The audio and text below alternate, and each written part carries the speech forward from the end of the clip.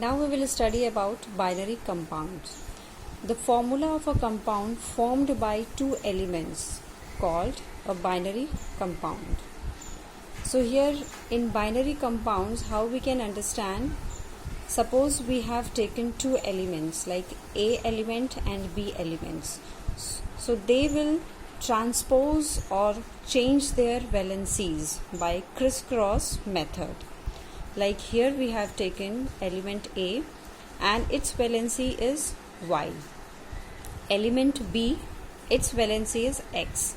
So now here crisscross method is used, or we can say they are transposing their valency and forming AX and BY.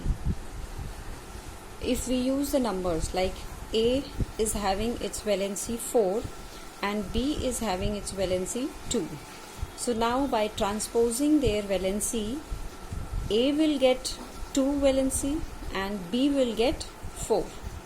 Now you can see this 2 and 4, these numbers are divisible. So as they are divisible, we can divide. So we will get A and B 2. So now here you can see in this diagram also, A is having its valency 4. So here you can see 4 hands. And B is having valency 2.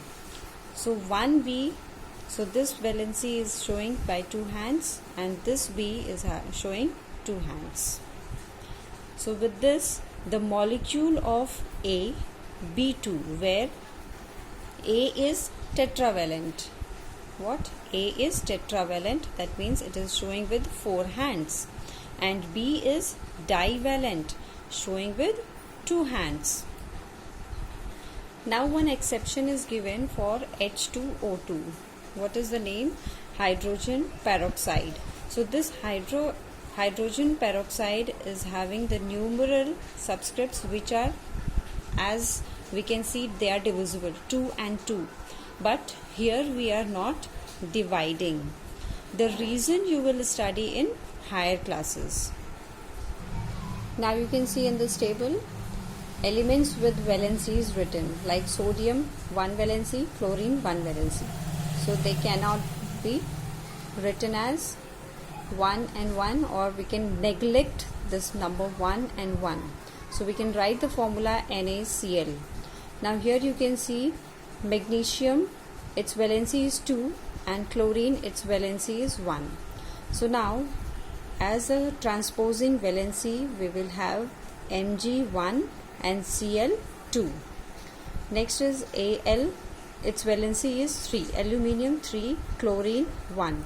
So on transposing the valency, AlCl3.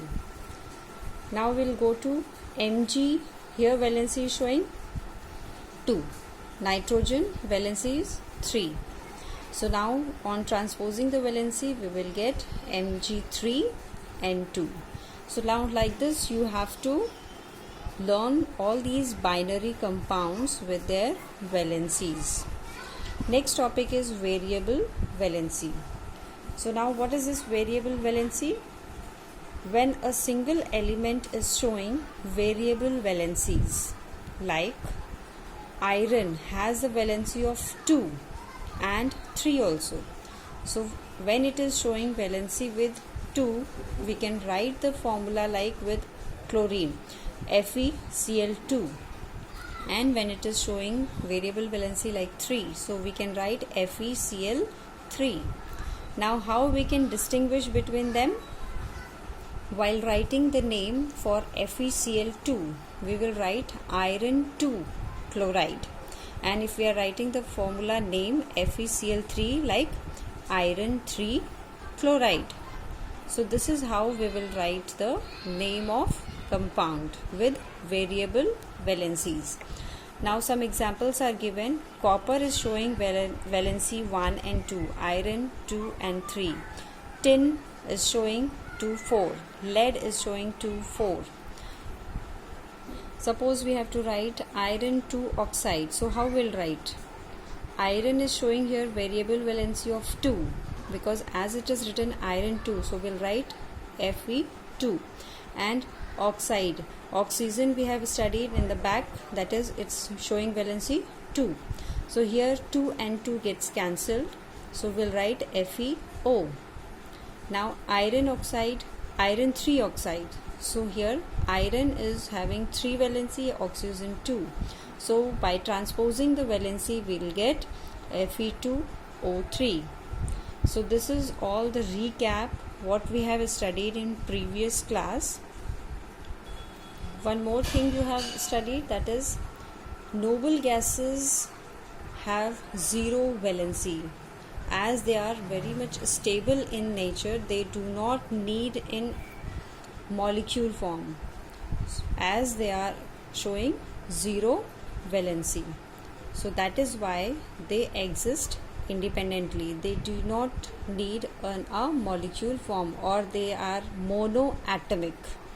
So this is what we have studied in previous class. This was the revision given as many students were not clear with the concepts. So this was the revision for that previous class.